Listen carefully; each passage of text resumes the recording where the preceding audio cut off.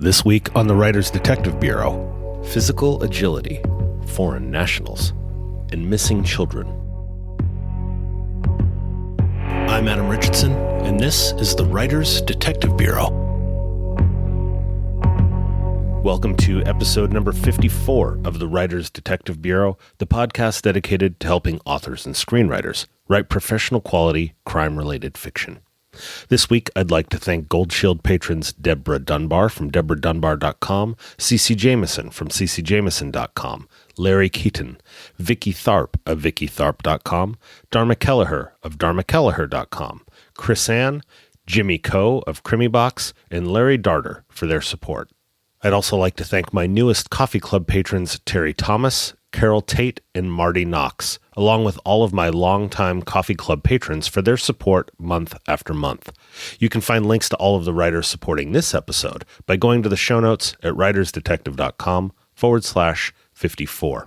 To learn about setting up your own Patreon account for your author business, visit writersdetective.com/Patreon, Patreon.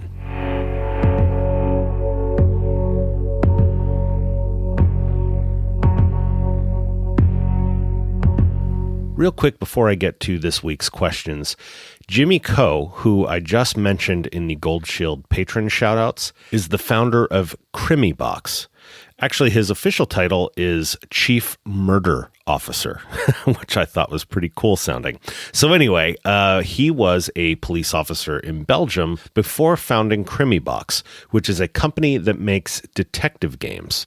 The CrimyBox cases have been made to follow real Belgique police procedures, but now Jimmy and his CrimyBox team have launched their first American investigation for you to solve. It's called Missing in Jericho, and they're doing a Kickstarter to get it off the ground. I just backed it this evening, and I cannot wait to work this case, where you get to interrogate and inspect and investigate a case online. And it seems like you do most of it on your phone, even getting calls as part of the game. Or at least that's what I kind of gleaned from the comments that I was able to read. But I love the idea of blurring the lines between game and reality. So I am really excited to see how this unfolds. So if you'd like to learn more and even consider backing the Missing in Jericho case on Kickstarter, you can Google Kickstarter Missing in Jericho, or I've just set up a quick link. You can go to writersdetectivebureau.com/Kickstarter, and it will take you to the Kickstarter page. So I wish you the best of luck, Jimmy. This is awesome, and I can't wait to play the game.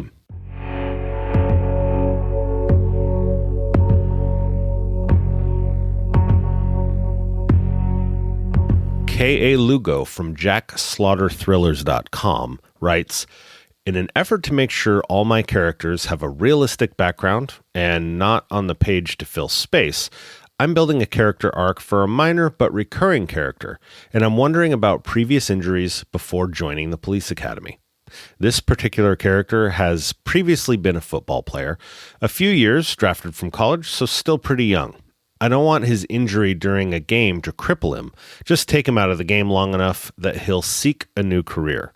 Head, back, neck injuries would certainly keep him off the force. But what about a broken knee or ankle? That would keep him down long enough that he won't go back to football, or they may not want him back. But would a broken knee or ankle or leg keep him from getting into the academy and becoming an officer? Thanks in advance. Great question, K.A. If they have healed enough to pass the physical agility testing to get hired, and they're healed enough to fully complete the police academy, then they're good to go. Those physical agility tests are pretty much our only screening. And anything else might be an ADA, the Americans with Disabilities Act, an ADA issue because they are demonstrating that they can do the job by completing the physical agility testing successfully. In California, we have a standard physical agility test that you must pass during the police academy. It's usually toward the end after you've gone through all of your conditioning, but most police agencies will actually use this same physical agility test as part of their hiring process. So you may experience the test getting hired before you even reach the police academy. But if you put yourself through the academy, then you may encounter it, or you will encounter it later on in the academy. But the thinking is, if you are hiring cadets and going to send them to the police academy, that if you can pass it as part of the hiring process, then you're most likely going to pass it once you're in the academy. So this test is called the Work Sample Test Battery, or WSTB. And it consists of an obstacle course or agility run, which is a 99-yard obstacle course consisting of several sharp turns, a number of curb height obstacles, and a couple of 34-inch high obstacles that must be vaulted. It's usually like a sawhorse kind of obstacle. Then there is a body drag where you lift and drag a 165-pound lifelike dummy, and you drag them for 32 feet. Then there is the chain link fence. You run 5 yards to a 6-foot chain link fence, climb over the fence, and then continue running another 25 yards. There is a solid fence climb where you run 5 yards to a 6-foot solid fence, climb over the fence, and continue running another 25 yards. And then lastly, there is a 500-yard run. So each of these are done as separate stations, and then the 500-yard run is always administered last in the testing. So all of these tasks are timed to the 10th of a second. So the student or applicant's allowed to try each one of these twice, with the exception of the 500-yard run, and then they're allowed a 2-minute rest between their first try and their second try. Each of these testing sections are scored for time, and the points from each section are then added together to give you an overall score. And there is a minimum score you have to achieve in order to pass, which is 384 points. So that sounds kind of random, just throwing out a random number like that. But to give you an idea of the scoring for the obstacle course, if you were to run it in 14 seconds, that earns you 248 points. Running it in 24 seconds gives you 121 points. And running it in 33 and a half seconds gives you 1 point. And then anything slower is 0 points. 99 yards while vaulting over obstacles and making sharp, sudden turns is going to take you more than 14 seconds, especially if you consider that Usain Bolt holds the 100-yard dash record at 9.58 seconds. And that's the world's fastest man running straight ahead, not even navigating a foot pursuit scenario with curbs and obstacles. So I'll include a link in the show notes to California's WSTB proctoring manual, so you can see exactly how they set up and run the test. And I should also mention that some agencies add a long run as well, like a mile or a mile and a half. But that isn't part of the official testing battery when it comes to California, at least.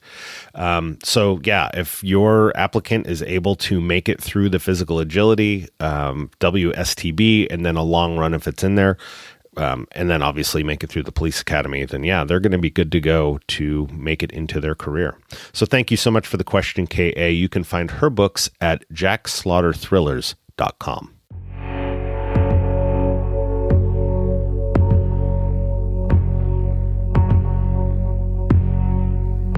Lisa Cato from socialdeconstructed.com writes, "Hi, thanks for considering my question. I'm writing a cozy where the male love interest is a suspect for part of the first book.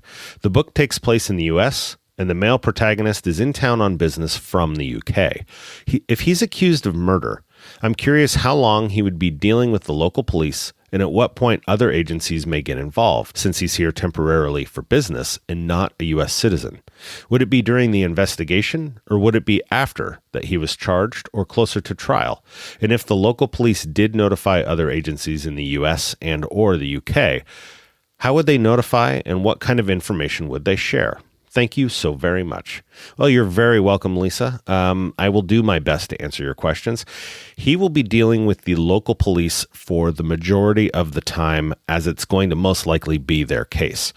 For the police, time is going to be their biggest concern because they need to prevent their murder suspect from fleeing the country, and the only way to do that is to arrest him. You can't just simply say, stay in town or anything like that. That's not a legally binding thing. He's either free or he's in custody. Once he's arrested, there may be a possibility that he's out on bail. We'll talk about that in a minute. But for the most part, the police need to establish sufficient probable cause to make an arrest and to do so quickly. So supposing that they do have enough to arrest him, the local police would have to inform their suspect once he's been arrested that he may communicate with the UK consulate and that they, the police, must inform the UK consulate of his arrest.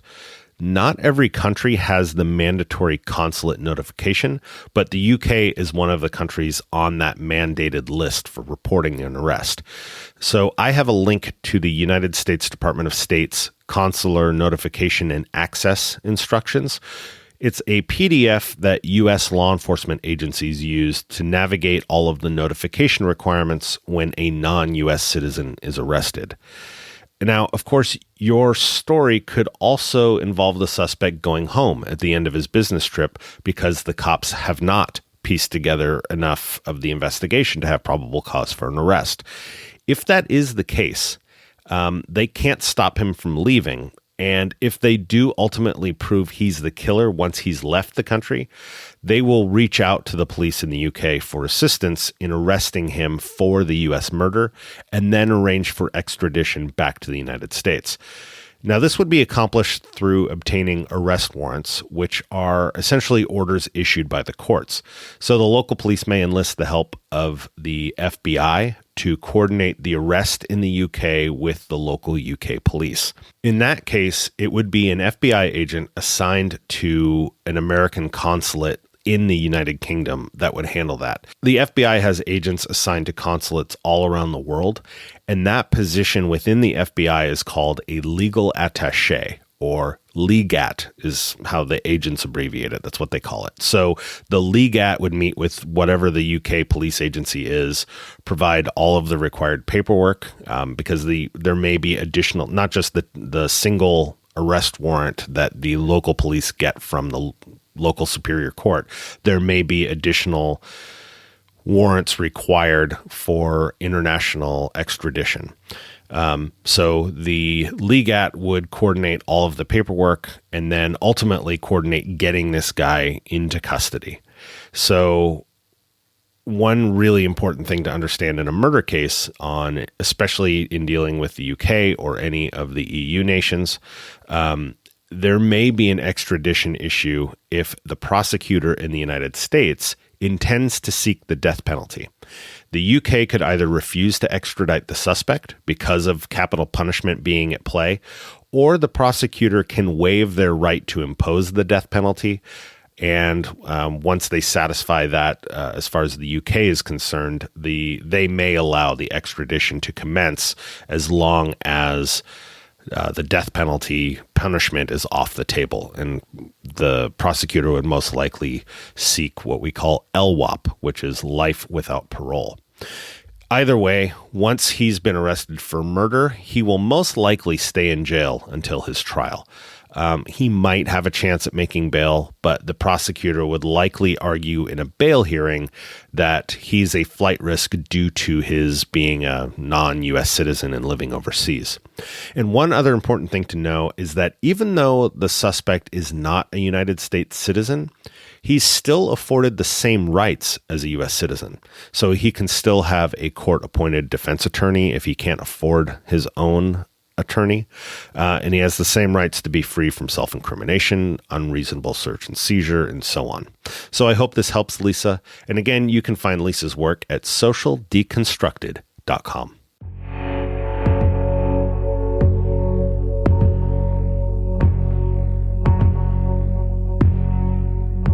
Claire K.R. Miller of ClaireKRMiller.com writes, the main character in a series I'm working on has, in her backstory, the disappearance of her best friend when she is 12 years old. The friend is never found. And I have a few questions related to that. Number one, what would the police have been able to tell my main character? She was one of the last to see her friend and put the police on to one of their suspects. Would they be able to tell her that the two suspects are cleared and why? Number two, the suspects reside in different states from the friend. Would the police on the case work with the local police departments? Would the FBI have any involvement since they suspect she's been transported over state lines?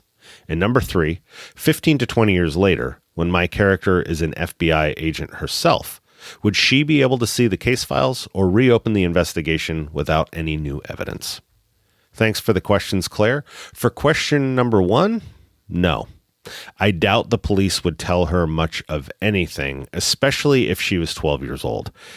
We tend to be, at least as the detectives, we tend to be in the receiving info business, but we don't give out info very often because that can seriously taint the perceptions and testimony of that witness if and when they get to a trial. Obviously, that's not the case here, but that's something that we're always concerned about. So the fact that she wasn't told the case developments will certainly up her curiosity when it comes to trying to see the case files, like you mentioned in the third question. But I won't get ahead of myself here. I will go to question 2. The police would most likely work directly with the other out-of-state local police departments. It's possible the FBI would be brought in to help with the case, but the real question is what evidence indicates that she's been transported over state lines. If the friend just completely vanishes off the face of the earth, or so it seems, we, as the police or the FBI, have no idea whether she's been whisked out of state or if she's being held in the house next door. So to see the feasibility and the real way these cases unfold, I highly recommend looking at real missing children cases and picking one where the scenario seems similar to what you're envisioning for your story, and then doing a deep research dive to see all the steps the police investigation took and which agencies were or were not involved in the case. It is certainly possible that the FBI may get involved, but that's really going to be up to you as the author of the story. Definitely check out missingkids.org to start seeing real missing children cases, and take note of their names and their dates that they went missing, and you can use that to start researching news stories for how the investigations were handled. You'll also see that many of these cases date back 40 or 50 years. So to go back to your third question, that case is never closed. They're stay open until that child's located. So your protagonist would probably have no problem taking a look at the case as it's still open. But she would very likely have to reach out to the local police department to get most of the details, as the FBI would most likely not have been the lead agency on the case. So thanks for the question, Claire. I hope this helps. You can find Claire's work at clairekrmiller.com. Thank you so much for listening this week. Don't forget to check out Missing in Jericho on Kickstarter. And the link again is writersdetectivebureau.com/Kickstarter to get you to that.